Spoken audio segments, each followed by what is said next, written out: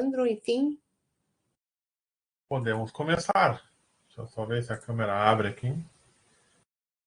Eu vou deixar a minha fechada por enquanto, tá? Estão me ouvindo? Sim.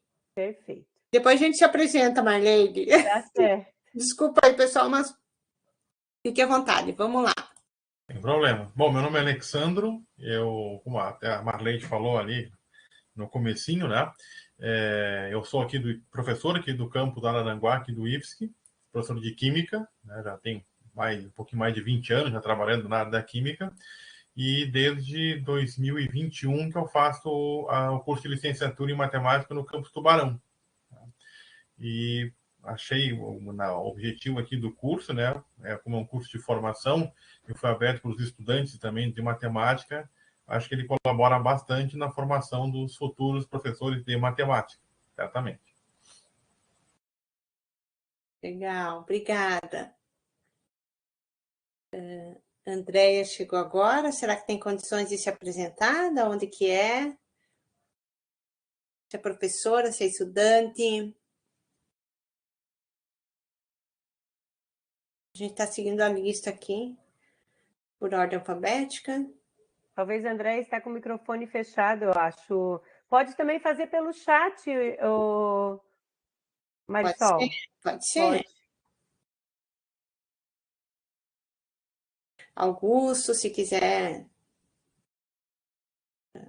Oi, posso falar.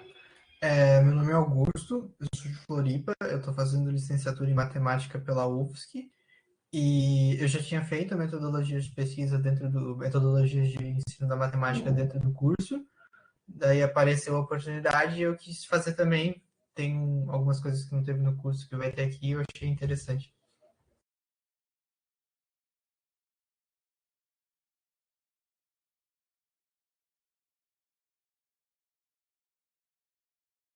Vamos lá, Jason, depois Fernanda. Olá, boa noite. Prazer de ver novamente também, Marisol, agora minha professora. Eu sou o Jason, sou professor da rede estadual de Santa Catarina, aqui na Grande Florianópolis, e estou completando 14 anos de magistério, parei para pensar isso agora. 14 anos de sala de aula, e fiz as atividades anteriores, li o texto, vi o vídeo, participei do chat, eu gostei bastante da forma como vocês organizaram esse módulo pra gente. Obrigado, professoras. Boa noite, então. Eu sou a Fernanda, parceira de longa caminhada já da Marisol, aqui de Chapecó. Sou professora da Rede Municipal de Educação, mas no momento eu atuo na Secretaria de Educação. E eu sempre gostei muito da matemática, né? Tanto que a minha pesquisa de mestrado foi essa pesquisa com as instituições, né? Como que a matemática, a formação matemática, né? Nas instituições de ensino superior de Santa Catarina. E eu sempre tive esse gostinho, né? Pela matemática. Eu sou da área da pedagogia e da educação especial, né? Acho que eu que sou a mais perdida por aqui, né? Porque a maioria do pessoal que está por aqui ou cursa licenciatura em matemática ou é da matemática, né? Mas eu gosto muito da matemática e quando eu tenho oportunidade eu sempre estou buscando um pouquinho mais, né? Aprender sempre um pouco mais. Como o colega falou, né? Também gostei muito da forma como tá sendo organizados os módulos do curso, né? E essa flexibilidade que a gente tem em participar, né, e realizar as atividades. Obrigada, Jason. Fernanda. Acho que sou eu. Uhum. Eu sou a Maria Eduarda, eu sou de Ituporanga, próximo da cidade de Rio do Sul. Eu fiz faculdade no IF de Rio do Sul. Fui aluna da Paula e da Morgana, que são professoras de outros módulos. Me formei faz pouco tempo. Atualmente eu estou atuando numa escola particular, então eu tenho uma base de sistema de ensino um pouco mais regrada. Sinto que a gente não tem tanta autonomia, mas, né, fazer o quê? Mas é bem interessante. Já trabalhei na pública também, então eu consigo ter uma visão um pouco mais ampla nesses dois âmbitos.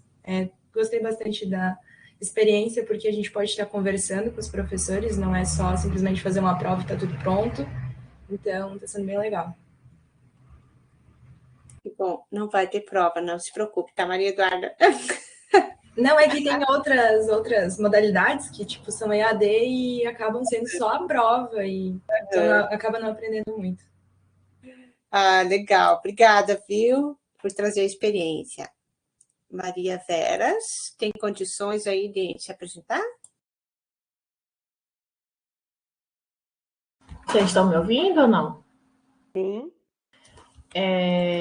Boa noite, eu sou a Maria, eu sou do Piauí, certo? Eu sou da cidade de Parnaíba, eu sou formada em matemática há 4 anos, né? E sou especialista em Libras e em matemática também, já estou atuando na sala de aula há 3 anos.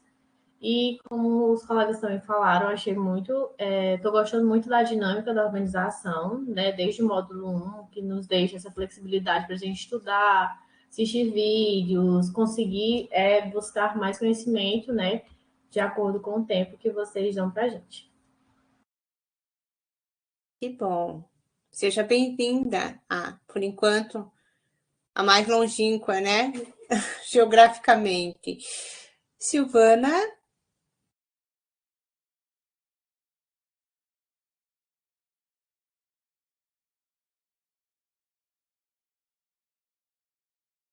Consegue falar, Silvana?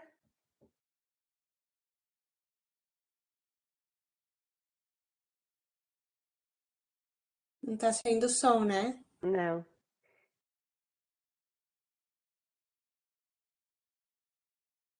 Habilita teu microfone. Consegue, Silvana?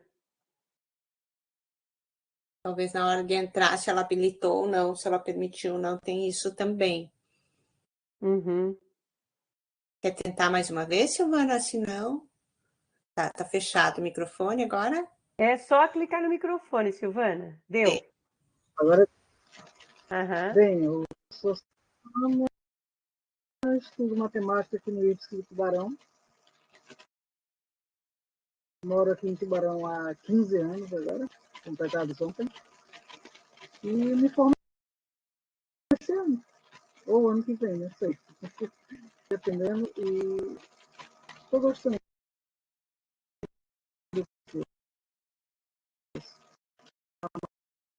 A Marlene já me conhece um pouco. Ela foi minha supervisora de estágio no ensino técnico. E fique, né, Marlene? De anos finais do ensino fundamental. Isso. E é isso. Aqui para mais uma preparação. Obrigada, Silvana. E Andréia, será que tem Eu condição? que agradeço. Desculpa, cortou. Quer falar mais alguma coisa, Silvana? Não, professora, não. Eu estava falando com a minha filha. Ah, tá. Certo. Andréia, tem condições de se apresentar? Sim, boa noite. Eu sou a Andréia, também sou de Tuporanga. Eu e a Maria Eduarda estudamos junto, só me formei um pouquinho antes que ela. Comecei a atuar como professora esse ano, não atuo como professora de matemática, vou atuar como professora de robótica, um projeto que vai ter aqui na nossa cidade, um projeto piloto de robótica. E também estou cursando educação especial, já estou na 5ª fase já. E gosto bastante dessas metodologias, né, para você ensinar de diferentes formas, muitas vezes o mesmo conteúdo, né? Então, por isso que eu me inscrevi no curso. E como os outros colegas falaram, também gostei bastante da dinâmica, né, essa de você ter o material, você estuda, e depois você ter um tempo para estar compartilhando, né, as informações, né, o que cada um teve de concepção, né, do que leu. Acho bem interessante, né, e é isso aí. Obrigada, Andréia. Então, aqui temos, só para Maria Vera saber que somos todos catarinenses aqui, né? E O Jason falou, eu não ouvi. Ouvi, se apresentou sim. Ah, tá. E ele é de Floripa? Não sei, quer falar de novo, Jason? Não. Oi, eu sou daqui de Florianópolis, professor da rede estadual, 14 anos de sala de aula e formado em matemática. Legal, gente. Muito obrigada aí. Né? Enfim, empolgada, a gente até nem te apresentou antes, porque a gente foi tendo uma conversa informal à medida que as pessoas iam chegando, né? Então, deixa eu me apresentar aqui. Eu sou Marisol, trabalho aqui no campus Chapecó, da Universidade Federal da Fronteira Sul, com os cursos de Matemática e Pedagogia. Eu sou licenciada em Matemática, tenho, logo que eu me formei, há 25 anos atrás, tenho experiência em Educação Básica, mas já há 13, 14 anos no ensino superior, tá? Então, a gente está aqui, né? Participo da diretoria da SBEM de Santa Catarina, enquanto secretária, e que bom ter esse retorno de vocês. E Marleide agora. Então, boa noite, gente. Sou a professora Marleide, né? Com um pouquinho mais de tempo de serviço de vocês em sala de aula, completando por aí seus 42 anos de sala de aula, né? Com a aposentadoria quase chegando, mas que eu digo sempre para meus alunos que eu envelheci de idade, mas eu ainda não envelheci de esperança e de acreditar na educação, né? Então, eu sempre gosto muito, minha paixão é formação de professor, sempre foi, né? Tem um lugar que eu me sinto muito bem trabalhando com formação de professores, seja inicial, seja continuada, é um lugar que eu me sinto muito confortável. E, como disse a Marisol, nesse tempo todo, e as experiências que a gente tem de sala de aula, poder contribuir, né, com vocês que estão em processo de formação, com vocês que já estão atuando, né, com essa possibilidade, de fato, de ver a matemática um pouco diferente na sala de aula. O nosso objetivo da aula nossa de hoje, né, da Marisol, que a gente planejou para vocês, é discutir um pouquinho mais, então, sobre a questão das representações matemáticas, né? Deixa eu só colocar ela para a tela. Fica bem visual? Ficou bom a visualização? Ficou? Muito bem. Sim, então, sim. De trabalhar um pouquinho mais sobre as representações semióticas, né? E o processo de ensino-aprendizagem da matemática. Conforme vocês disseram, a gente compartilhou com vocês um vídeo sobre a importância da leitura, da escrita, né? No processo de ensino-aprendizagem da matemática. Marisol e eu ainda não tivemos tempo.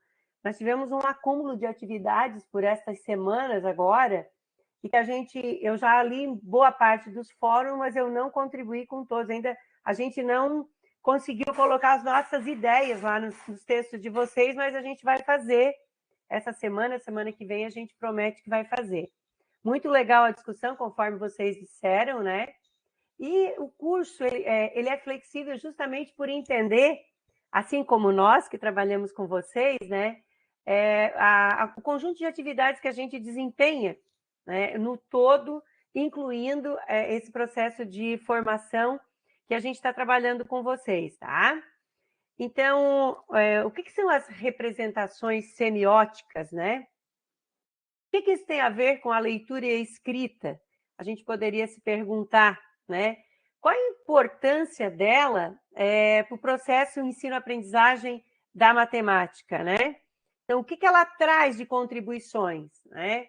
Então, a nossa noite de hoje, a gente vai tentar conversar com vocês dentro da perspectiva da leitura e da escrita e da linguagem, a matemática como linguagem, né? Os diferentes registros de representação semiótica em matemática. Quem já teve a oportunidade de discutir, quem já leu Duval, né, Percy, que trabalha a questão das representações semióticas? Discutir a utilização deles, que a gente utiliza, até eu não entender, conhecer, estudar a teoria dos registros de representação semiótica, eu usava, mas não sabia que era o que eu usava, né? E como que a gente utiliza essas diferentes representações, então, no processo de ensino-aprendizagem da matemática? Então, para começar, eu vou colocar nós colocamos um conjunto de imagens, né? E se eu perguntar para cada um de vocês o que cada imagem representa, tem a Fernanda que disse que ela nem é formada em matemática, mas ela gosta de estudar mais matemática, né? E tem outros que já trabalham há mais tempo e outros há menos tempo em sala de aula, né? O que são as representações? Qual a importância das representações no nosso processo de ensino-aprendizagem? Se vocês querem intervir na fala ou no chat, né, Marisol? Pode ficar à vontade, pode responder, pode abrir o microfone e conversar. É uma aula, é uma conversa mesmo de forma dialógica, sabe? É entender um pouco mais dessas representações no processo de ensino-aprendizagem da matemática. Então, o que eu vejo? O que é uma representação? Se eu pedisse para vocês escreverem cada uma imagem dessa, o que representa para vocês, qual que vocês escolheriam? E por quê? Todas têm relação com matemática? E por quê? Né? Então, essas perguntas, quando a gente trabalha em sala de aula, elas são presentes, né, o tempo todo no nosso fazer docente. Tem o professor de química ali, professor Alessandro, né? Tem até um átomo ali, né, professor Alessandro? Então, o que essas imagens diz para a gente? O que essas representações? Porque, na verdade, quando a gente trabalha com os objetos matemáticos, a gente não tem acesso sobre eles, né? A gente trabalha com as representações, mas a gente não tem esse domínio sobre essas representações, né? Ó. Poderíamos observar as imagens e pensar em diferentes contextos que utilizamos as mesmas. Por exemplo, né, essa imagem do gráfico aqui. Quando é que a gente usa essa representação? Essa imagem da função algébrica aqui. Quando é que a gente usa essa representação? A palavra árvore, né? A que ela remete? O átomo, a representação de um átomo, né? O que ele remete? A representação de uma figura pintada à metade, o que remete? Os livros, né? Então, cada uma dessas representações aqui está relacionada a uma construção de significados. Para quem não é da matemática, talvez esse gráfico aqui pouco representa, é pouco representativo. Essa representação algébrica aqui, muito menos representativa. Ela não passa de um monte de letras. Até relacionar, por exemplo, a representação gráfica com essa representação algébrica, ou o átomo com que ele representa, né, é um caminho que vai ter influência sobre quem? Sobre a construção do significado, daquilo que na nossa vida diária a gente teve a oportunidade de entrar em contato com ela. Então, ó, todas essas significações são influenciadas a partir de quem? Das características individuais, culturais de quem usa. O químico vai usar com muita propriedade o átomo, o matemático vai usar as representações gráficas, ou as representações algébricas, ou as imagens para abordar os seus objetos. Então, cada um tem a partir do seu ideário, a partir do seu contexto, a partir das características individuais, a partir daquilo que ele teve acesso, ele vai ter um significado para a imagem, né? Muitas pessoas vão ouvir árvore e a árvore vai remeter àquela árvore linda que ela era quando criança ou quando adulto, que ela teve acesso, que ela conheceu. Outras árvores nem tem tanto significado poético, né? Então, cada usuário tem a sua característica. A árvore remete, estamos entrando no outono, né? Para quedas de folhas, né? Então, cada pessoa vai olhar para aquela representação com uma característica diferente. Eu só vou dar a permissão para um entrar aqui que está me pedindo, tá? Então, nesse contexto de diferentes imagens, representações que a gente pode usar, o que é uma representação? E por que eu preciso falar em representações semióticas em matemática? Qual é a relação da semiótica com o processo ensino-aprendizagem da matemática? Nós que somos da matemática, que estamos estudando matemática, que somos professores de matemática, né? O que nós usamos de representação? Nós trabalhamos com os objetos em si ou nós trabalhamos com as representações dele? Vou perguntar diferente. Nós temos acesso, de fato, a um objeto matemático ou só a sua representação? Os objetos matemáticos que a gente estuda, como é que eles se manifestam no mundo real? É uma representação ou é ele próprio? Mesmo que seja um objeto físico, né? A hora que eu tenho na mão o modelo de uma pirâmide de base quadrada, né? O que é esse modelo dessa pirâmide de base quadrada? Ela é uma pirâmide ou uma representação de uma pirâmide supostamente de uma base quadrada? Então, essas perguntas são muito importantes no processo ensino-aprendizagem da matemática. Tá? Vamos pensar em alguns objetos matemáticos que constituem a educação básica. Tá? Quem é professor? Quando eu falo objetos matemáticos, por exemplo, eu vou dizer para vocês que é um objeto matemático um produto notável, que é um objeto matemático uma fração, que é um objeto matemático uma operação de adição, uma operação de subtração, a representação dos conjuntos numéricos, a representação do Teorema de Pitágoras, a representação do Teorema de Tales. Então, quais são os objetos matemáticos que nós estudamos dentro da educação básica? Né? Quando a gente trabalha lá com os descritores, né? Lá nos descritores que a gente tem que trabalhar agora, né? Pela nova estrutura curricular, que a gente tem que trabalhar da BNCC, as representações semióticas. É das primeiras vezes que aparecem as representações semióticas no estudo da matemática. Até porque, mesmo dentro das tendências, ela é uma tendência muito recente, né? Ela na década de 2000, final de década de 90, início de 2000 para cá, que ela tem se intensificado o estudo das representações semióticas e as influências no processo ensino-aprendizagem da matemática. Então, se eu pensar em uma fração, né? Pode ser um meio. Quando eu falo um meio, o que eu vejo? O que um meio traz junto?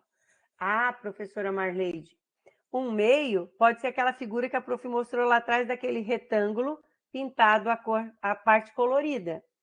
Bah, professora, mas quando a professora falou em meio, um meio, eu pensei em 50%. Eu pensei que ela pode representar 50% de um todo. Ah, mas quando eu vi um meio, professora, eu vi 0,5 na representação decimal. Então, o que é um meio? É 50%? É 1/2? É 0,5? É 2/4? É um desenho pintado pela metade? O que é esse 1/2? Então, como que eu posso fazer as representações semióticas chegarem na sala de aula e facilitar que o aluno visualize os objetos, diria o meu professor Mário Guidarini, né, sobre diferentes óticas. Ô, prof, mas para quê? E fala sobre as representações semióticas.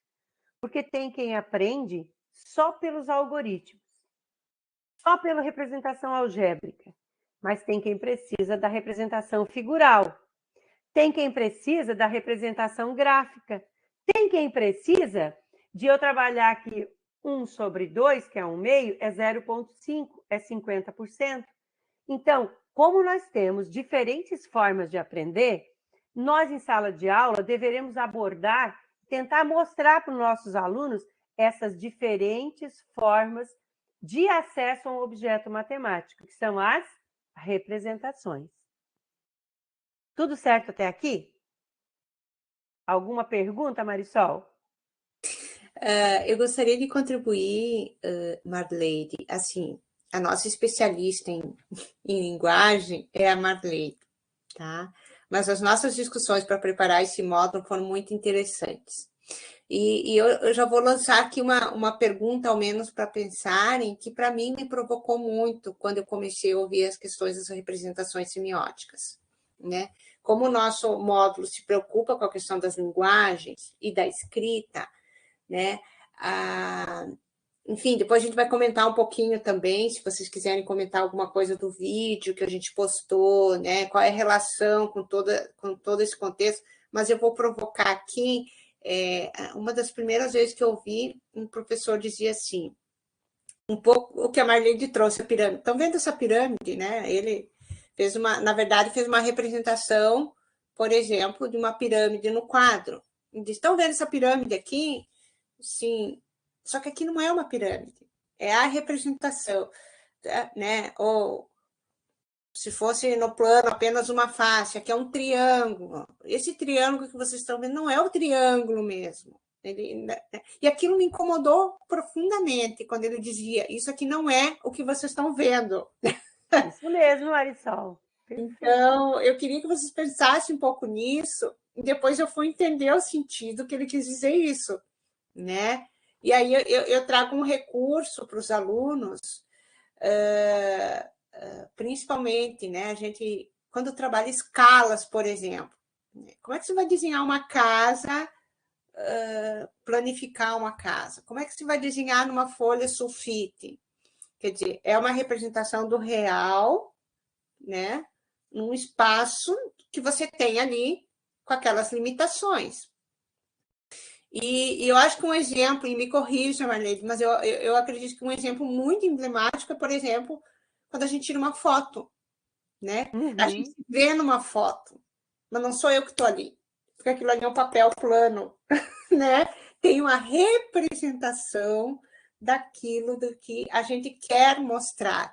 E é um pouco isso que a Marlene vem trazendo, né? De que diferentes linguagens que podem representar a forma da gente explicar determinado conceito, conteúdo matemático, ou, enfim, de qualquer outra área, né? Então, é bem como você disse, uma árvore, para uma pessoa representa o outono, para outra, daqui a pouco vai remeter à árvore genealógica, daqui a pouco para outra a questão da botânica, enfim, cada um vai fazer uma leitura exatamente, né? Então, mas essa questão o que vocês estão vendo não é exatamente isso que vocês estão vendo, para mim me provocou de tal modo para tentar entender o que eram representações semióticas, né? Então, o tempo todo nós trabalhamos com representações dos objetos. Diria o meu professor Mário Guidarini, desculpa, que trabalhou semiótica conosco na época do mestrado, né? Que os objetos matemáticos em si, no mundo real, eles não existem. Agora, nós, seres humanos, ele fazia mesmo assim, gente, aquilo me incomodava demais, como diz a Marisol. Nós, seres humanos, precisamos olhar para uma face de uma folha de papel retangular e dizer que é semelhante a um retângulo. Mas o retângulo em si, eu posso definir ele e não precisar da folha de papel para mostrar a face do papel retangular. Então, até eu compreender isso, eu fui começando a entender por que eu dizia para os meus alunos muitas coisas e eles não entendiam o que eu dizia, que fez eu ir para a linguagem e estudar um pouquinho mais a linguagem. Outra coisa que é muito comum a gente trabalhar é isso aqui, ó. O quadrado da soma. O que é o quadrado da soma, né? Então, na verdade, eu tenho um quadrado de lado x mais 2. E eu defini, ó, um quadrado, né, de lado x mais 2. O tamanho do x, né? Eu sempre gostei muito de matemática e eu tinha muita facilidade com ela, né? E eu nunca esqueço, eu acho que vocês todos passaram, x mais 2 ao quadrado. Quadrado primeiro, mais 2 vezes primeiro pelo segundo, mais quadrado segundo. A gente era um papagaio. Eu fui entender o que era o quadrado do primeiro, mais 2 vezes o primeiro pelo segundo. O quadrado do primeiro, mais 2 vezes o primeiro pelo segundo, mais o segundo ao quadrado, que compõe essa figura aqui, um quadrado de lado x mais 2, ó, x ao quadrado, 2x, 2x mais 2 ao quadrado. Até eu entender o significado do quadrado de lado x mais 2 e desenvolver algebricamente e entender que é 2 vezes o primeiro pelo segundo, quem é o primeiro e o segundo, e o quadrado segundo, eu demorei muito tempo na minha prática docente, que eu sou do tempo que era Arme e Efetue, né? Eu sou essencialmente formada na matemática moderna. Essencialmente, eu me formei a licenciatura na matemática moderna, a licenciatura curta, né? De ciências na minha época, que vocês não eram aí nascidos, alguns, né? Então, ó, eu não tinha nada. Lá o professor meu dizia assim, quadrado do primeiro, essa parte algébrica aqui, ó, mais 2 vezes o primeiro pelo segundo, mais segundo ao quadrado. Mas nunca eu vi a representação geométrica do que era o quadrado de lado x mais 2, ou o quadrado de lado x menos 2, ou o quadrado, a diferença de 2 quadrados. Nunca, né? Eu trabalhava o algébrico e o algébrico ia, quem decorava respondia, quem não decorava não respondia, e a matemática ficou muito caótica, né? Marlene, eu? Permite. Marlene, Pode? se me permite, só volta anterior, Luizai. Bem como você disse, eu também aprendi assim, né? Nessa decoreba aí. Eu nunca ouvi um professor dizer assim, por exemplo, desta representação, um quadrado maior, mais 2 retângulos, mais o quadrado menor, né? Quer dizer, relacionar algebricamente com o geométrico. Porque o momento que ele trouxer isso, certamente poderia abrir caminhos, né, para o aluno enxergar de fato o que você está fazendo. O que é o quadrado, né? Então, é um pouco nesse sentido. Bem isso, é uma outra leitura, é uma outra forma de fazer a leitura dessa representação pictórica que a gente chama, desse desenho geométrico, né? Isso, desse desenho, né? O quadrado de lado x mais 2, isso mesmo. E daí, até eu ver que o quadrado de lado x mais 2 resultava num polinômio de segundo grau. E que se eu transformasse esse polinômio do segundo grau, ele daria uma curva de uma função quadrática, como ele está trabalhando com medida de lado, né? Com o campo de definição de x maior que menos 2, porque se eu colocar um número no lugar do x menor que menos 2, ele não vai ser um quadrado. Mas ele tem essa possibilidade de variação aqui, né? A partir do menos 2, para formar uma função de segundo grau. Quem de vocês, durante mesmo a formação, conseguiu fazer essa visualização, né? Que o quadrado de lado x mais 2 resulta num polinômio de segundo grau, que no contexto das funções, né? Tem o campo de definição que ela só vai existir porque, né? É a área, né? Está representada aqui. For um lado x maior que menos 2 e que esta representação aqui ela assume este valor aqui. De acordo com o x que eu vou mudando, ele vai tendo este valor de y correspondente. Isso é muito legal. Quando eu entendi dessa forma, né? Então, vocês viram que eu falei num produto notável, né? No quadrado da soma, na representação geométrica dele, na decomposição em um quadrado maior, 2 retângulos e um quadrado, conforme a professora Marisol falou, na decomposição algébrica, área x ao quadrado, área 2x, área 2x repetindo 2 vezes, e área x ao quadrado, que é 2 ao quadrado, aliás, que é esse quadrado menor aqui. E que isso eu posso expressar ela, representar ela num desenho gráfico. É claro que aqui está muito simplificada a representação, porque para eu sair de um polinômio de segundo grau, né, para transformar ele numa função de segundo grau, uma função quadrática, né, e eu dizer que essa linha que eu estou construindo aqui, ó, é a variação da área do quadrado de acordo com o valor do x que eu vou atribuindo aqui, né? Então, é um caminho longo para ter essa compreensão. E às vezes a gente passa a vida toda da gente e a gente nem tem esse acesso. Também, ó, eu posso trabalhar com o cubo da soma, né? Então, eu decompor geometricamente. O que eu tenho aqui? Né? Ó, o cubo, né? 3 vezes A ao quadrado. Então, eu tenho aqui um cubo, eu tenho os paralelepípedos, né? Retangulares. Eu tenho outros 3 paralelepípedos de lado A vezes B ao quadrado. E eu tenho um cubo que vale B ao cubo que está lá em cima. Conforme disse a Marisol, quando eu entro no 3D, e que daí geometricamente fica limitado aqui, né? Terceira dimensão, eu vou ter, lá na geometria plana, eu tinha 2 quadrados, aqui eu vou ter 2 cubos, um grande e um pequeno, e 6, o quê? Paralelepípedos, né? 6 figuras, prismas de bases retangulares ou quadradas, mas com faces diferentes.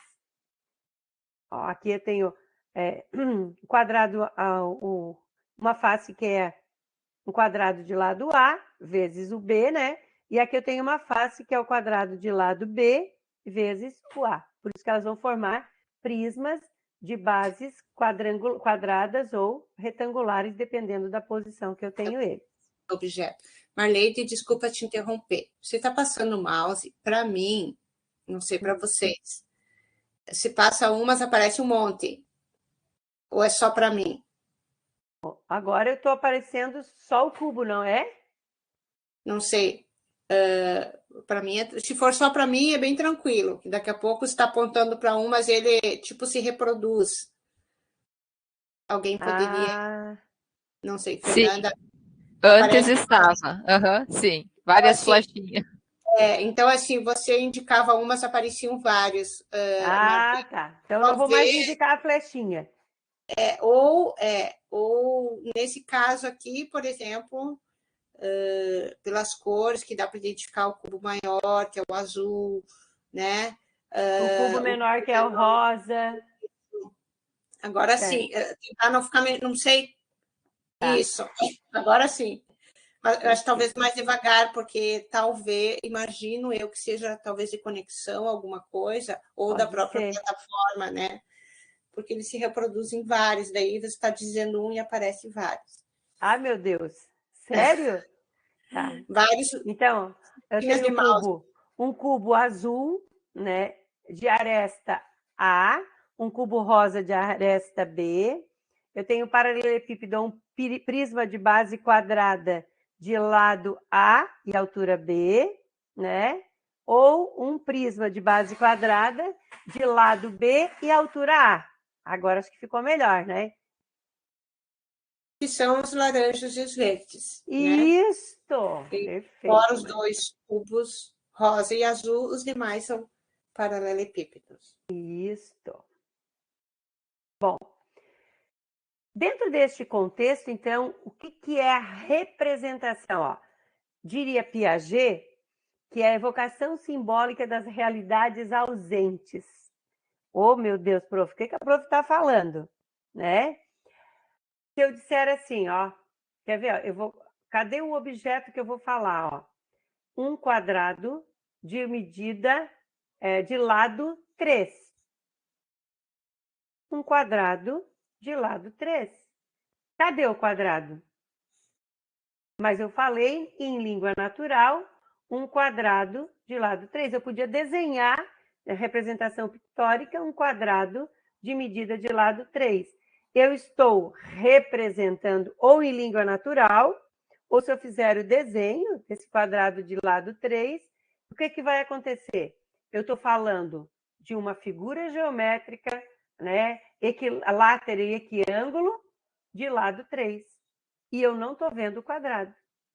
Então, a representação tem esse papel.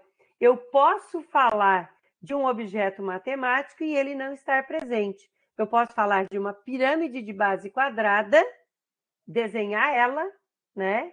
E ela não está de fato. Por quê, professora? Porque a representação cumpre esse papel de se colocar no lugar do objeto, principalmente na matemática. E daí, assim, ó, os sistemas de representação, quando a prof fala em sistemas de representação, não é só em matemática, tá? A língua natural é um sistema de representação, tá? Quando a gente trabalha com o átomo, a representação de um átomo e as camadas, os níveis e subníveis de energia, né, professor Alessandro? É uma representação de um objeto. Então, a semiótica ela pode estar sendo utilizada na matemática. Quando eu faço uma ligação química, vou aproveitar o Alessandro explorar, não é que eu sou química não, tá, Alessandro?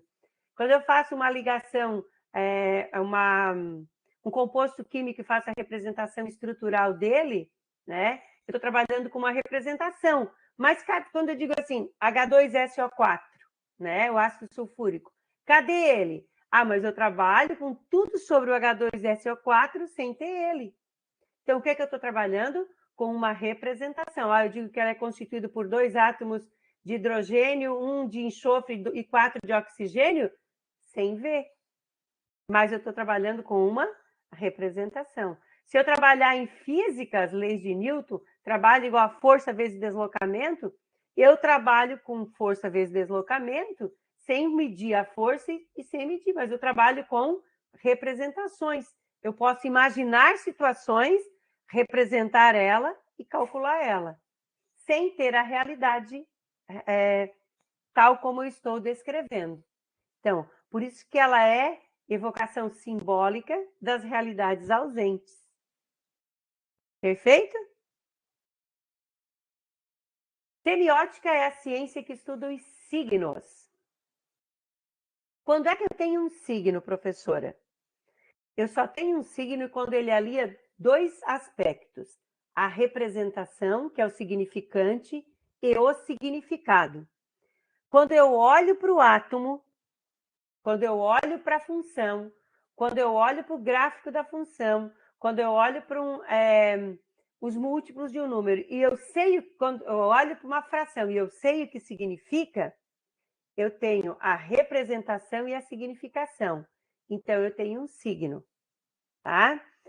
Então, nem sempre eu posso falar a noite inteira com os alunos, e vocês também, se vocês perguntar, entenderam? E eles dizem mais ou menos, é porque tu falou o tempo todo e pouquíssimas coisas eles entenderam. Por que eu vim fazer linguagem? Prof, por que o prof foi fazer o mestrado e o doutorado na área de ciências da linguagem? Gente, quando eu pensava que eu tinha dado a melhor aula do mundo, espero que não seja o que esteja acontecendo hoje, e quando chegava no final da aula, tinha aquele aluno que chegava para a prof e dizia assim, ô prof, dá de falar a nossa língua? Gente, isso me desmontava. O que eu tinha sido o tempo todo para eles?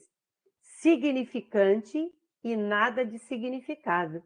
Eu tinha ficado no nível só do significante e eu não tinha feito eles estabelecer as relações para construir o significado daquilo que eu estava falando. Aí eu comecei a entender, então, quanto é que a matemática é linda, que eu digo por isso que ela é muito linda, quando eles conseguem estabelecer a relação entre a representação e o significado, que é signo. Não é o signo do zodíaco, é signo enquanto representar alguma coisa para alguém sobre algum aspecto, e não em todos os aspectos, tá? Então, jamais um objeto matemático vai ser olhado com todos os aspectos, é sempre uma parte dele que a gente consegue observar. É essa parte da semiótica que me fascinou, né? Assim, então, diria Dival, daí Dival ele é psicólogo, né, francês, ele vai fazer, eu conheci ele vai fazer um estudo muito aprofundado, aí ele vai fazer algumas considerações, que tem lá no texto que a prof deixou, que nós deixamos para vocês lerem. Ele diz assim, ó, que o aluno começa a entender, fazer relações com o que ele tem construído e aquilo que eu estou trabalhando, quando ele consegue identificar em 2 representações que eu estou falando da mesma coisa, porém de formas diferentes. Quando, por exemplo, aqui atrás onde eu mostrei, ó, ele consegue saber que o quadrado de lá do x mais 2 é x ao quadrado mais 4x mais 4. Aí ele começa a fazer a relação entre significante e significado, entre a representação e o que ela representa para ele. Certo? Pensando nisso, a utilização, então, dessas representações semióticas está muito ligado com a construção de significados, sendo influenciada pelas características individuais e culturais de cada um. Então, não adianta eu falar em função para um aluno que nunca viu função, se eu não dar os conceitos para ele entender função.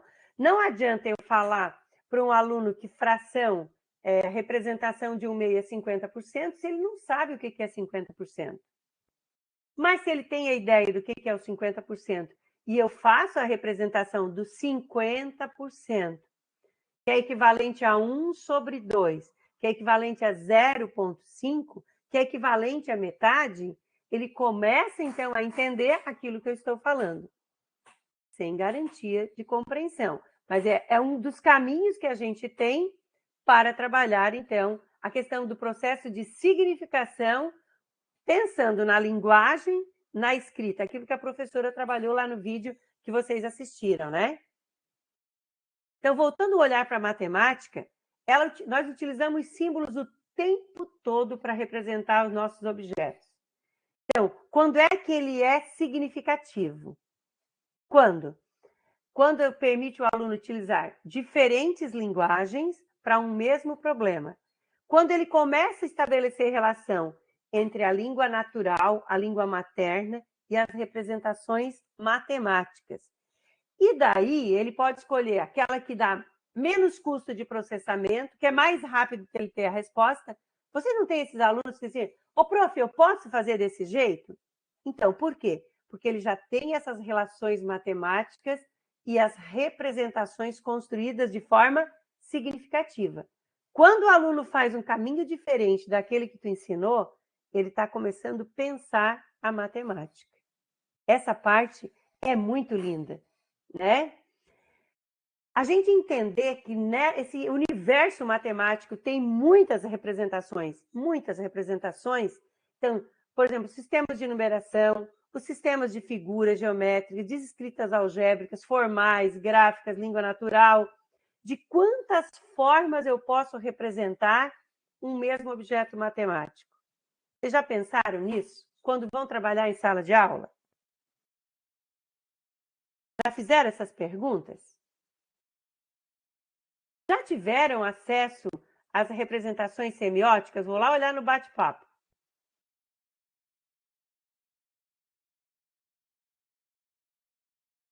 É isso aí, é tão simples, né? Eu voltei lá para ver as considerações de vocês. Vocês já tinham visto e pensado pela semiótica ao planejar as aulas de vocês? Sim ou não? Vocês já conheciam as representações semióticas durante o processo de formação de vocês? Ah, então eu vou pensar na minha aula dessa semana aí, que eu trabalhei. Na teoria dos conjuntos. Vamos pensar na teoria dos conjuntos. Se tem algo que é muito complexo para os nossos adolescentes, se chama o que está na tela agora de vocês. É ou não é? Quando é que a matemática fugiu do nosso mundo? Quando a matemática moderna tentou inserir o quê? A base da matemática como a teoria dos conjuntos. Ela não é importante, prof. Marleide? Demais importante. O problema é tu trabalhar com os símbolos sem dizer qual é o significado que eles têm. Aí entra um problema, tá? Por exemplo, tá a semiótica aqui na tela de vocês, ó. Eu fiz uma representação, né? Uma representação. Vamos ver se vai pular também. Marisol, ó, A é o conjunto formado pelos elementos 4, 5 e 6. Que números são esses, professoras? Ah, então eu posso estabelecer uma propriedade para esses números. São números naturais entre 3 e 7. Como é que eu escrevo isso? A é o conjunto dos x. Olha, gente, a complexidade do que eu estou falando. Vocês já pensaram? X que pertence aos naturais está o quê? 3 é menor que x e é menor que 7. Vejam a complexidade de eu dizer A é igual a 4, 5, 6, e aí de eu dizer A é o conjunto dos x que pertence aos naturais, tá o quê? 3 é menor que x e é menor que 7. Ou na representação de diagramas, o 4, 5 e o 6. Pensaram nisso? Esse por extensão e por compreensão, como eu comentava um pouco com a Marlene, né? Essa semana eu vi um aluno ainda dizer: nossa, quanta letra, professora!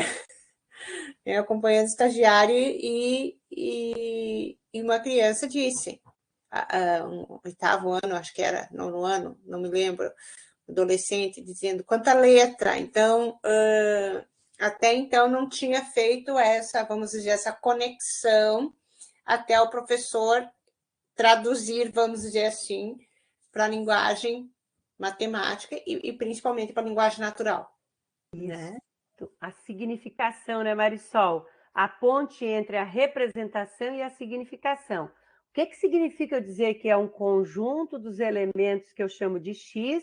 Quem é o x nesse caso? É o 4, 5 e 6. Por quê? Porque a propriedade dele é ser natural entre 3 e 7. Aí eu trabalhei um exemplo, outro, né?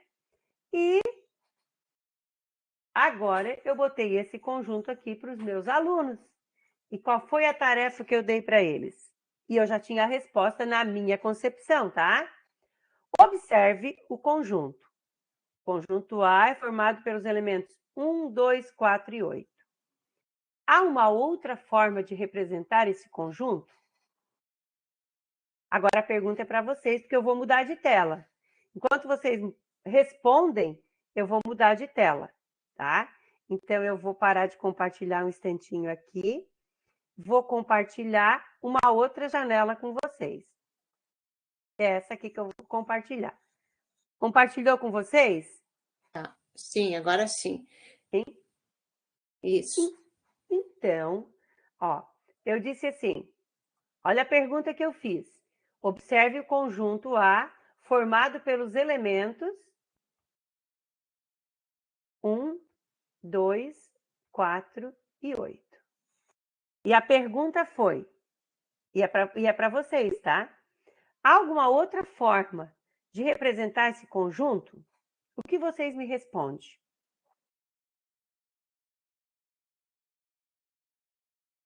Como vocês representariam? Eu acho que o mais fácil seria pelo diagrama de Venn. Eu acho mais fácil, prof. Marleide, pelo diagrama de Venn. Aham. Também eu disse para eles que eles tinham que representar pelo diagrama de Venn. Uhum. Eu disse a mesma coisa, né? Por extensão e por diagrama de Venn. Perfeito. Vou continuar com a minha pergunta, né? Existe uma outra forma de eu dizer que o conjunto A, por meio de uma propriedade da compreensão, que a gente chama, né? De formar o conjunto A, como é que vocês descreveriam o conjunto A? Vou dizer para vocês que eu pensei de um jeito e os alunos me derrubaram. Eu adoro quando eles me derrubam. Que forma vocês diriam para a prof? A gente gostaria de ouvir mais uma ou duas para a gente poder discutir. Potências de base 2. Potência de base 2, alguém falou aí? Vou escrever aqui. Eras e Jason. É uma sequência. Legal. De base 2. Muito bem. Se alguém vai ter algo para compartilhar, vamos lá. Então, escrevam para a prof, pode abrir o microfone que eu escrevo.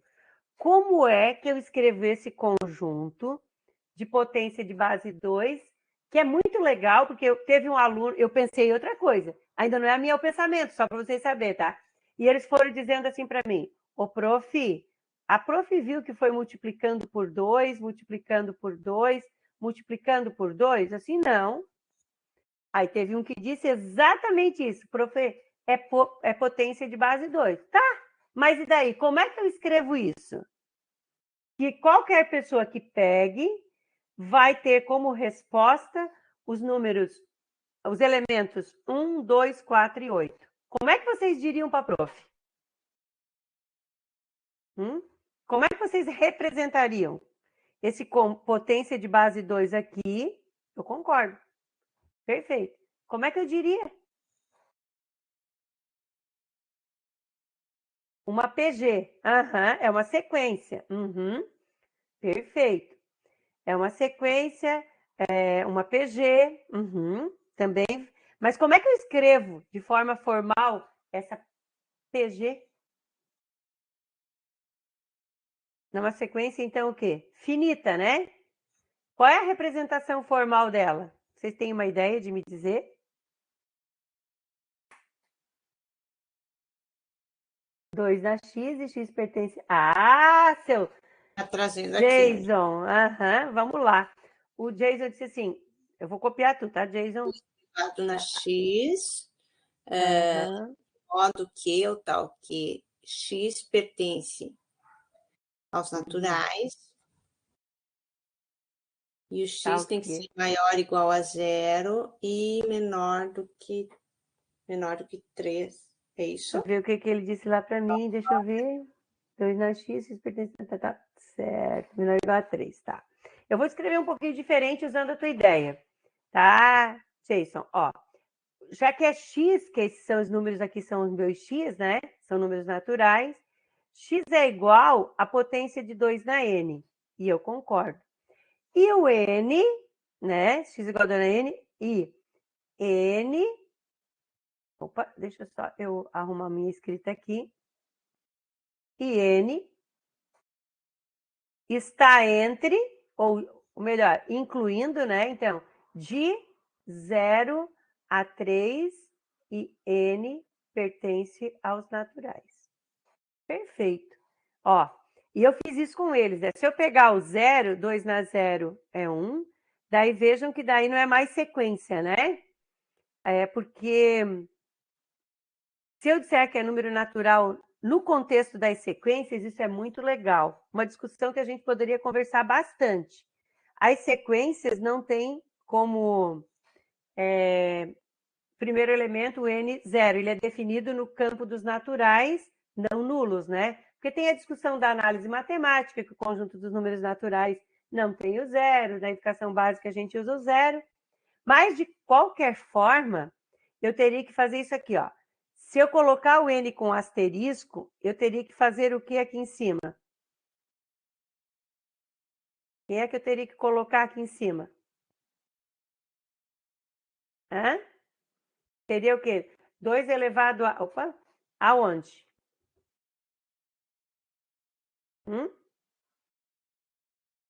2 elevado... Se eu tirar o zero, a N menos 1. Aliás, a N menos 1. Certo? Por quê, professora? Aí eu não teria que começar do zero aqui. Eu teria que começar do 1 e ir até o 4. Se eu falar em sequência, sequência tem o campo de definição nos naturais sem o zero. Concordam comigo? Quando eu falo no estudo das sequências, matematicamente ela é uma função definida nos naturais não nulos. Se eu considerar os naturais não nulos no contexto das sequências, a minha representação desse conjunto tem que ser dessa forma. X pertence aos naturais não nulos. Até nem precisam não nulos. Só aqui na restrição aqui. Nem precisa, que o natural, de qualquer forma, o 1 não entrou lá. É verdade que nem precisaria aparecer aqui. Só eu teria que tomar cuidado aqui, e daí eu tenho que botar a restrição, na verdade, aqui. N também nem seria necessário, porque eu já coloquei o 1 até aqui. Também nem seria necessário. Só que daí eu tenho que tomar muito cuidado, se eu estou pensando no contexto das sequências, de fazer isso. Se eu não estiver pensando no contexto das sequências, de um conjunto normal, não como PA e PG, aí eu posso escrever X pertence aos naturais, tal que X é igual a 2 elevado a N, e conforme vocês colocaram ali, 0 menor ou igual a N aqui, né? Menor ou igual a 3, e N pertencente aos naturais. Aqui o Jason está sugerindo uma sequência recursiva. Pode ser. Perfeitamente. Ou Perfeito também. Aham. Representação aqui, você quer ler, Jason? Não sei, professora, eu tô confuso escrever assim com o teclado que eu acho que eu até escrevi errado. Mas a ideia na sequência recursiva é que se a gente definir o primeiro elemento da sequência como sendo 1, né, e fazer a letra da sequência recursiva, é sempre o termo anterior vezes 2. Isso. E aí restringe ali as posições dos elementos da sequência até o quarto elemento. Daí gera também aquele mesmo conjunto que está ali. A gente costuma trabalhar isso mais ou menos já com o 8º ano agora, né? Para iniciar um pouquinho ali a parte da álgebra. Perfeito! E daí tu vai dar uma outra condição para ele, como A1, quem é o A1, quem é o A2, quem é o A3, quem é o A4, né? Jason, é isso que tu fez, né? Isso mesmo, aí a gente identifica assim com eles. Porque eu sugeriria também uma outra forma de identificar como uma sequência e é pensar nessa regra, nessa lei de formação da sequência, né? Perfeito, ótimo, porque eles enxergam, Jason, eles enxergam isso que tu acabou de falar aqui, eles enxergam essa representação, um vezes 2. Muito legal, e os alunos disseram isso para a professora. Mas se eu disser para vocês que eu não tinha pensado nada disso, sabe o que eu tinha pensado a hora que eu dei esse exemplo desse conjunto aqui? Por isso que eu acho muito legal a gente... E eu não tinha pensado na sequência recursiva, tá, Jason? Mais uma possibilidade. Sabe o que eu tinha pensado? A é o conjunto dos x, tal que x é divisor de 8. Quando eu dei esse exemplo aqui, aqui eu errei, peraí, deixa eu arrumar aqui, né? Isso, Calma lá, dona Marleide, né? É 4 e 8. Quando eu dei esse exemplo aqui, o que eu pensei? Eu não pensei em nenhum momento, isso que eu acho muito legal. Eu não pensei em nenhum momento, eu nem pensei na possibilidade, claro que é o vezes 2 deles aqui, o vezes 2 que deu a tua sequência recursiva, Jason. Eu pensei nos divisores de 8, porque eu tinha acabado de trabalhar com eles, o que é múltiplo, dizer para eles, né? Conjuntos infinitos, conjuntos dos divisores, né? Os divisores inteiros, como é que a gente encontra, lembram disso, tal? E eu dei esse exemplo na sequência, pensando assim, ó, eles vão dizer para a prof. Marleide que x, tal que x é divisor de 8. E daí disse assim, caí do cavalo, porque me apareceu o 2 na N como uma potência de 2, né? E mostrando a representação de 0 até 3. Eu fiquei encantada, digo para vocês. Está dizendo para Marisol, Marisol, eu achei demais. Por quê? Quando o aluno faz isso que o Geiso fez numa sequência recursiva, quando ele me dá a possibilidade de ser um 2 na N, o X, né? E que ele dá a condição do N, ele está pensando matemática. Ele é exatamente aquilo que o Dival fala. Ele está relacionando pelo menos 2 sistemas de representação. Quando a gente consegue isso em sala de aula, a gente tem um indício muito importante de que o aluno está entendendo aquilo que a gente está falando. E daí, não tem coisa melhor do que o aluno entender o que a gente está falando, né? Como é que eu vou dizer? É o auge da aula da gente, né? Agora eu vou voltar. Eu parei de compartilhar. Tá? Enquanto você volta, Marlene, eu acho que mais do que entender é o quanto ele consegue explicar do que ele entendeu. Porque ele construiu e que ele pode reproduzir na linguagem dele, seja qual tipo de linguagem ele utilizar, seja natural, seja por desenho, seja por gráfico, seja por... Né, mas é uma forma, né, do que representa para ele. Perfeitamente. Agora, né, vamos pensar nessa função aqui. Função, definida, né, no campo dos naturais, ó, função n de n, né? Naturais não nulos, então estou na educação básica, definida por 2x menos 1. Qual é a representação gráfica desta função? É a mesma coisa que eu perguntar para vocês assim, ó, Que unidades significativas devem ser construídas, devem ser consideradas ao construir esse gráfico? Ao construir a tabela de valores, que valores que eu posso utilizar? O que isso aqui diz para mim? O que isso aqui diz para vocês? Ó, quando a gente tem construído, a gente vê a imagem, né? Qual a imagem do gráfico de 2x menos 1 nesse campo de definição? Que unidades significativas tem nesta representação? Que valores eu posso utilizar nesta construção? Então, eu vou voltar para cá, vou compartilhar de novo a minha janelinha aqui, a minha lousa. Vou passar ela para cá. E eu disse assim que eu tenho F, definida no campo dos naturais para naturais, cuja lei de associação é 2x menos 1. O que isso diz para vocês? O que tem de significativo nesta representação?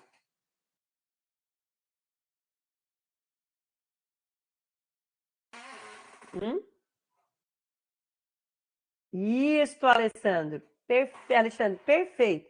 Mas o que tem de significativo nesta representação? O que vocês levariam em consideração como professor de matemática?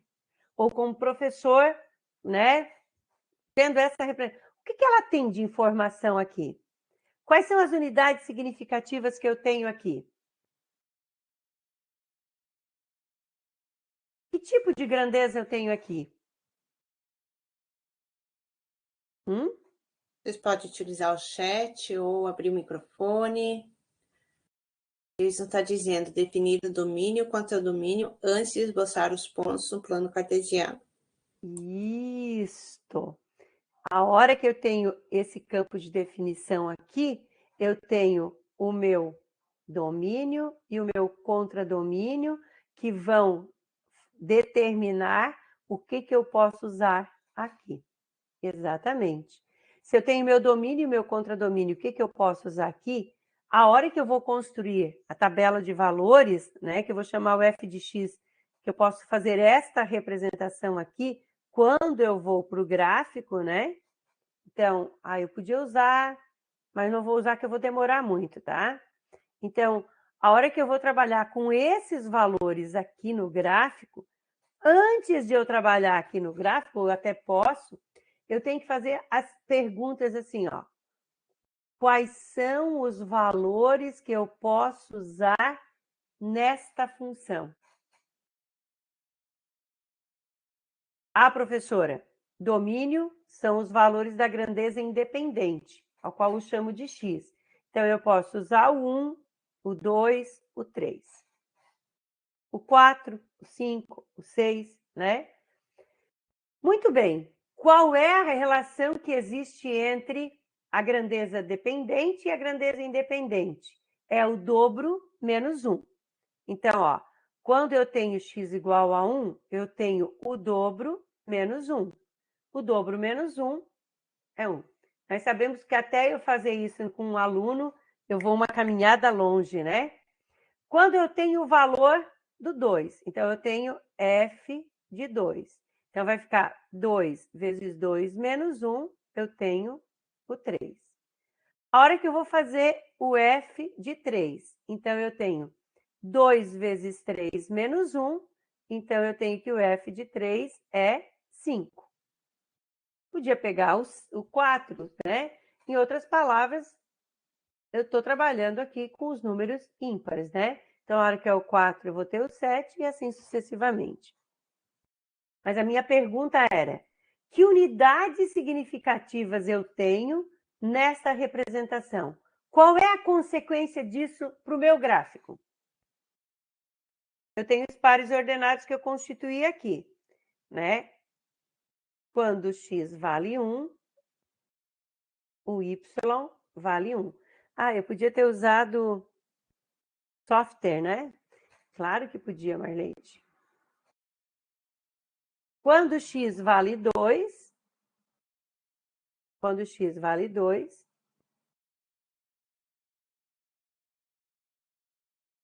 o y vale 3. Quando x vale 3, o y vale 5. Vou colocar esses 3 pontos aqui, tá ok. Qual é a influência do domínio da minha função ser dos naturais não nulos? Qual a implicação disso? A hora que eu faço isso, Jason, eu estou trabalhando com um domínio discreto que não é contínuo.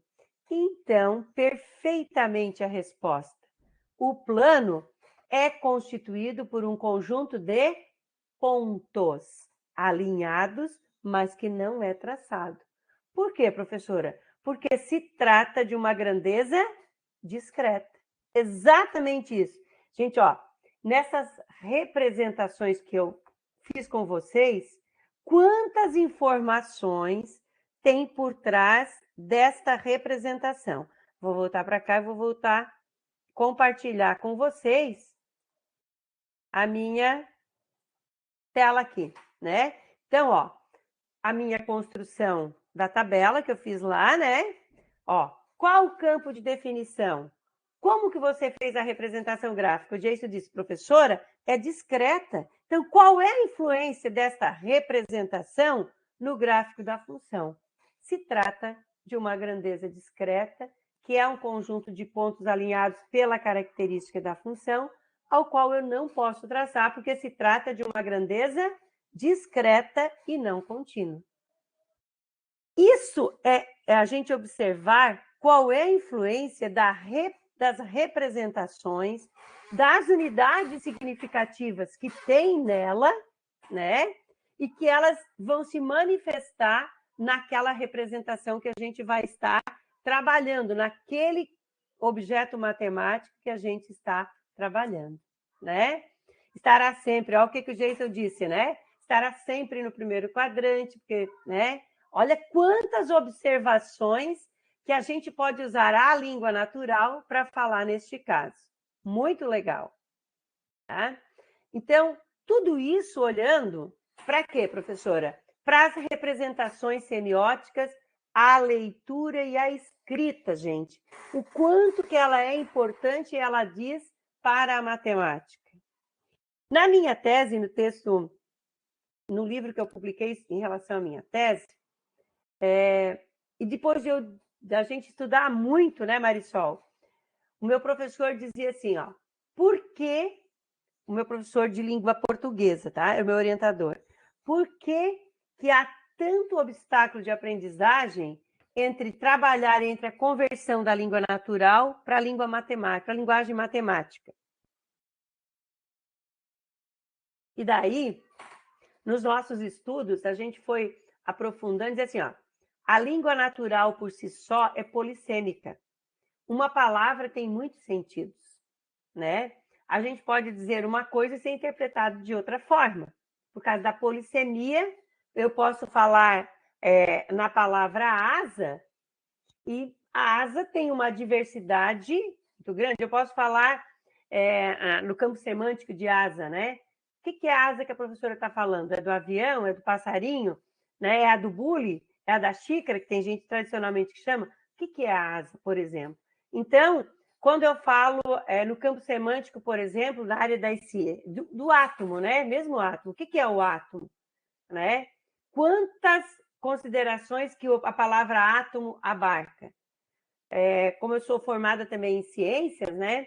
Quando a gente fala a palavra artrópodes, qual é o campo semântico de artrópodes? Quantos animais se encaixam dentro do campo semântico ser a palavra artrópode? Então, é essa polissemia da língua natural que nós usamos para trabalhar a matemática exata, né?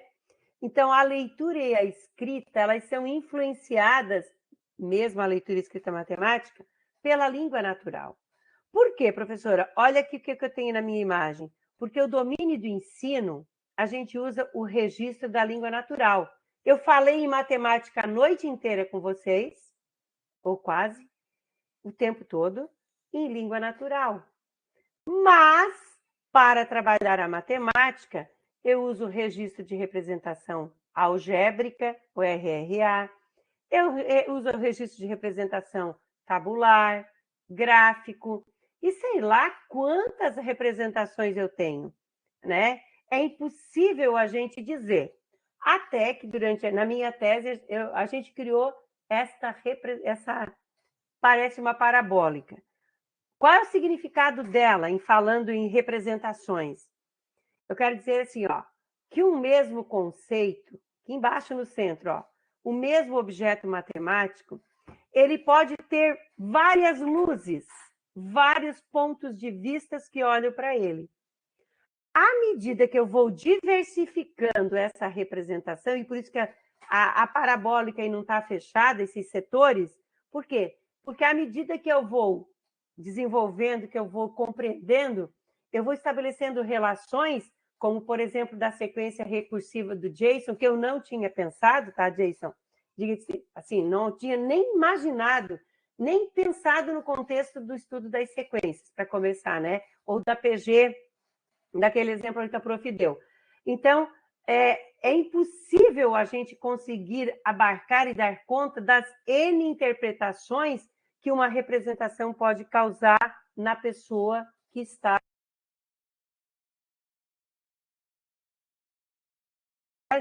E eu digo que as representações, elas são ad infinitum. Por quê? Porque elas têm relação com o conhecimento que eu tenho, elas têm relação com aquilo que eu estou utilizando, com aquilo que está mais presente no meu contexto, que está mais presente no meu ambiente cognitivo e que está mais em ênfase naquilo que eu estou fazendo.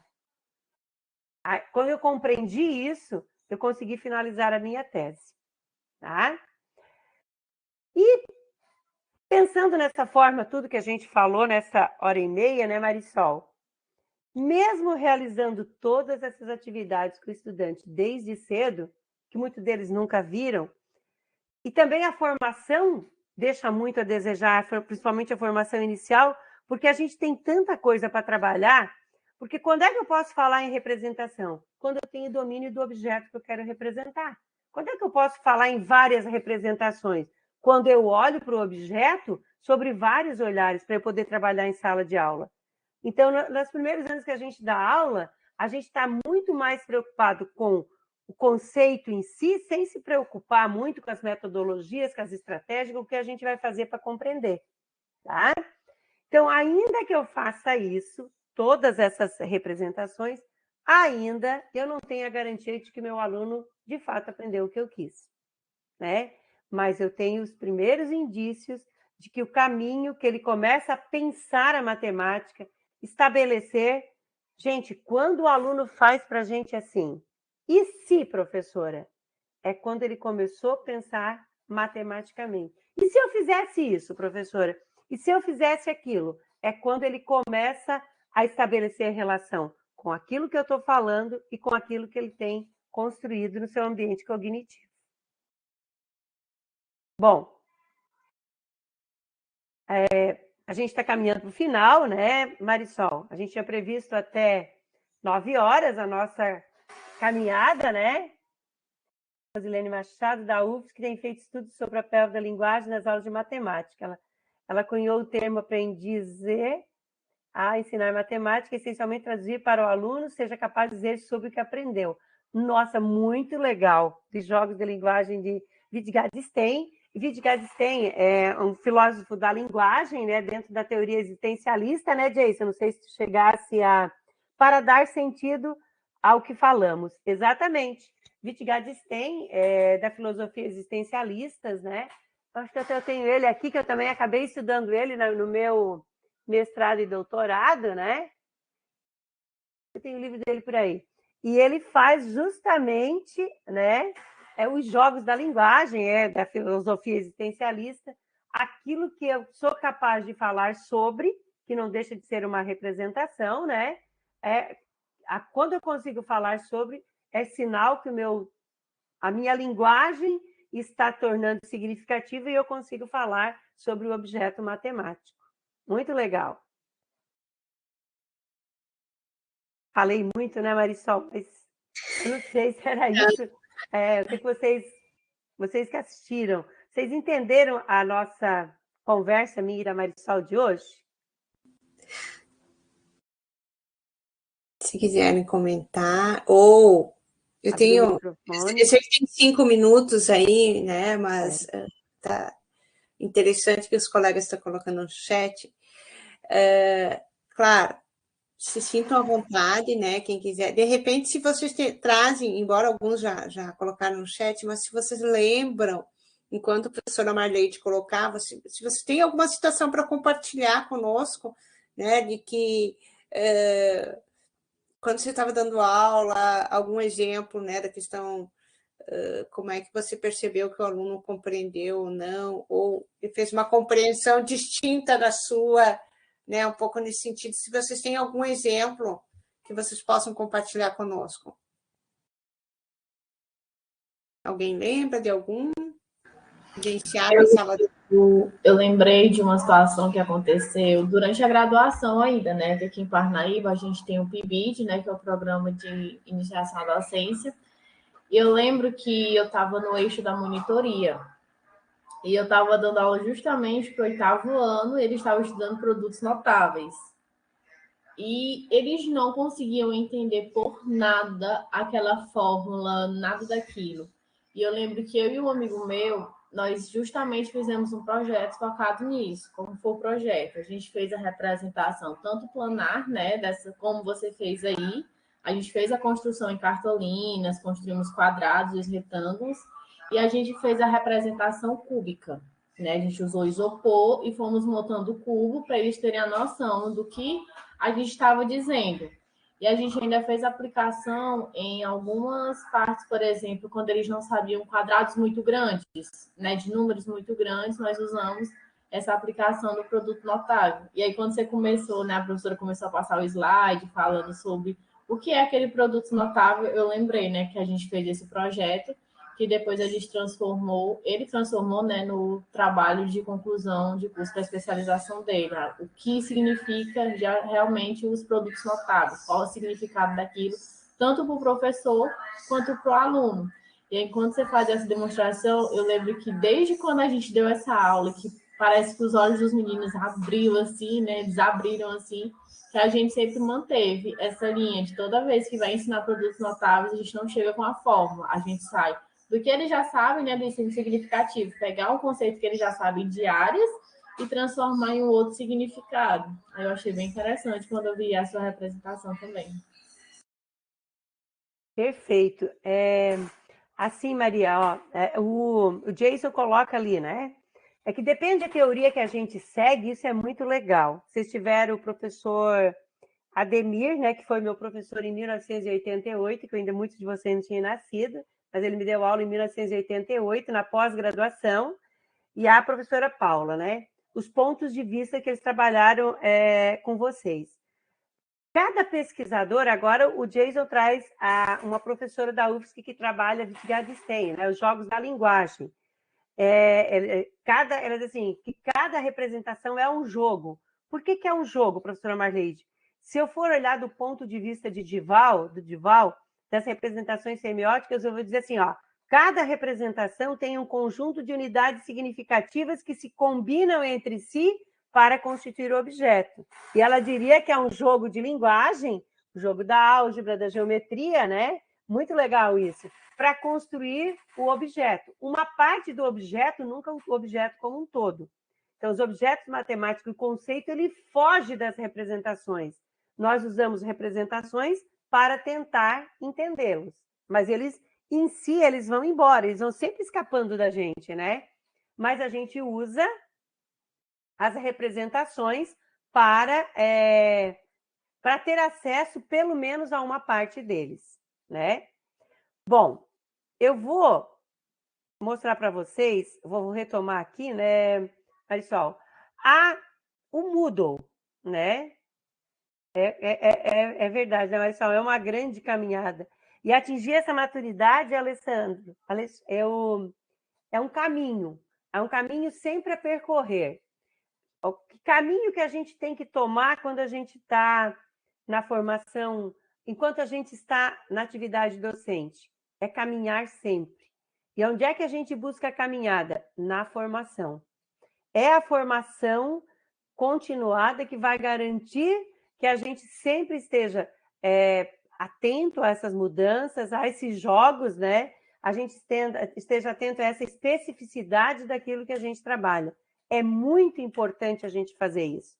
A formação continuada, ela vai dando esses alicerces para a gente, de a gente poder diversificar as representações, o jogo das linguagens, diria a professora aí do Jason, né? Que a gente vai trabalhar em sala de aula. Aí, no nosso Moodle, agora eu vou compartilhar novamente a janela. Deixa eu ver se eu consigo abrir ela aqui. Agora eu não consegui abri-la, deixa eu ver aqui. Por que ela não está me permitindo eu compartilhar ela?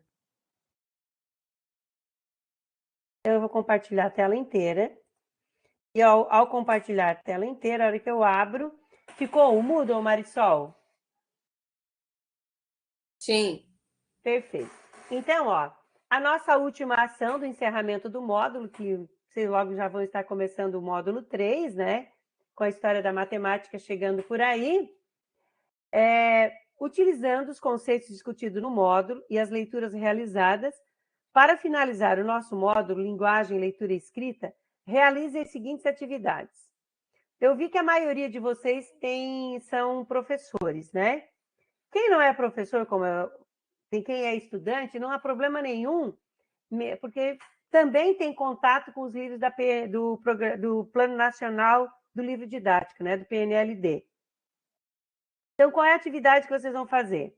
Aprofunde os estudos relacionados aos registros de representação semiótica e a leitura do texto, um texto bem leve de ser feito, esse aqui, né?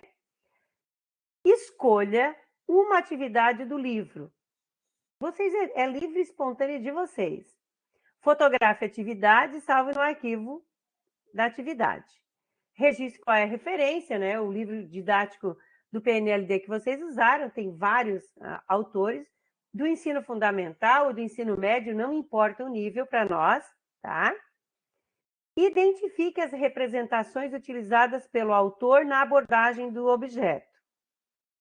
Aí ele usou a representação gráfica, por exemplo. Ah, mas eu não quero usar a representação gráfica. Eu quero usar a representação só tabular. Não tem problema. Ah, ele usou a representação da porcentagem sem usar a figural. Ah, eu vou trabalhar a porcentagem usando a representação figural, lá no fundamental. A escolha é de vocês, tá? Elabore a mesma atividade usando outro registro diferente. Vocês que vão escolher. Envia lá, né, atividade de avaliação, e vão participar, vão abrir lá no fórum, né? Ó, aqui está a atividade para enviar, aqui está o texto, a atividade e o fórum. Abram o fórum e participem. Ó, já tem a Fernanda que já está no último tópico aqui no fórum final do módulo 2. A Fernanda já participou, né, Fernanda? Então, o que a gente tinha para falar era isso, né, Marisol? Eu posso interromper a gravação?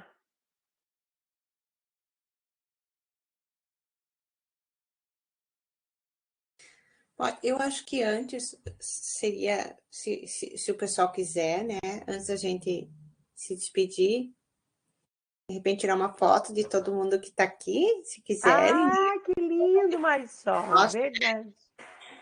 Mas, só lembrando assim, a professora Marleide colocou ali do Moodle, você já deve, para quem nunca trabalhou com Moodle, ou que o Moodle é diferente, né? O nosso Moodle aqui da UFFS é um pouquinho diferente, embora as ações ali, as opções são idênticas, tá?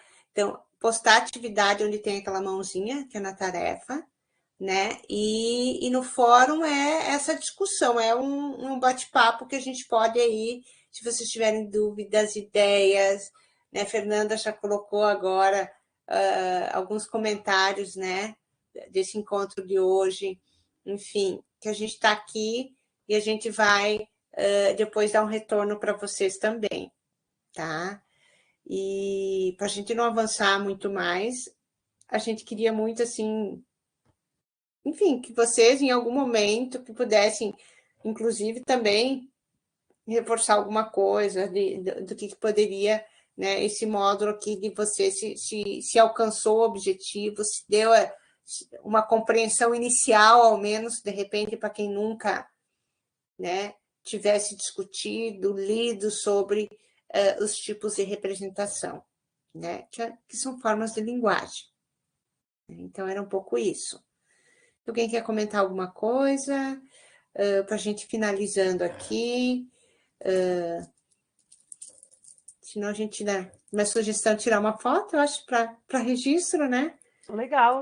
Fez um levantamento inicial, né, num formulário, foram 29 respostas, 28, aliás, que alguém duplicou as respostas, dos mais variados estados do Brasil, e hoje a gente tem a participação da Maria Veras, que é a única que não é do estado de Santa Catarina, neste momento síncrono, né? Mas é importante a gente deixar registrado que tem várias pessoas do Ceará, da Paraíba, do Rio Grande do Sul, do Paraná, de São Paulo.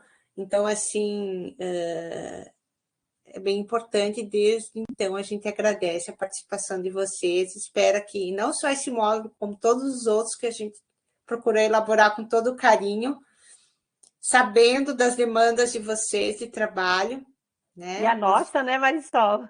Nossa, mas, sobretudo, que seja um pontapé inicial, né?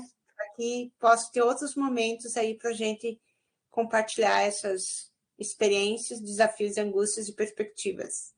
Tá bom? Se alguém quiser comentar alguma coisa, senão a gente pode ir abrindo aí se assim acharem que dá para abrir a câmera e tirar uma fotozinha, pode ser? Fique à vontade aí, o microfone para deixar aberto.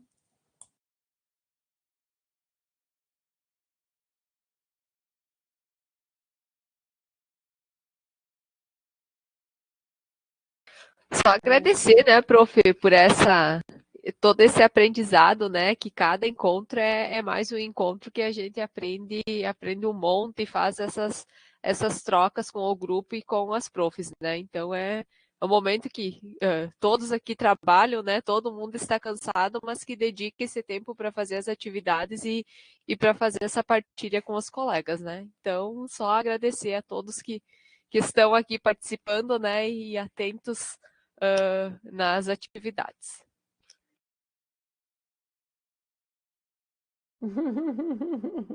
Só na capa da gaita, verdade, Jason. Faz a foto, Marisol.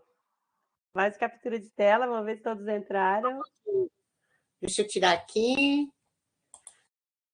Vou só tirar mais uma para garantir. Beleza. Pessoal, obrigada. Bom descanso.